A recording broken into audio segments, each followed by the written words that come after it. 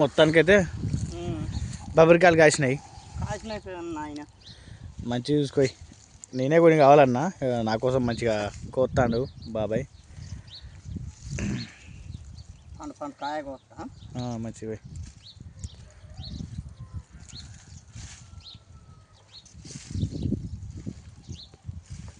మొత్తం ఎంత వేసినావు?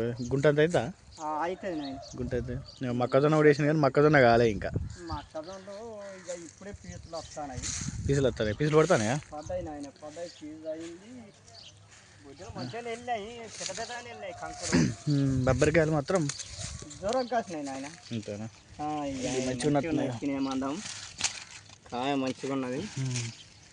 వెళ్తాయో గుంట బత్తాన్ని మాగెళ్తాయి. బత్తాన్ని వెళ్తాయా? వెళ్తాయి నాయన.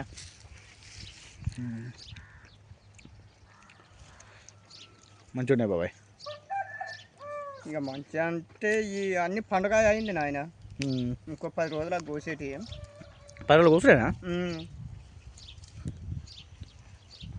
కోసేటి నాయన.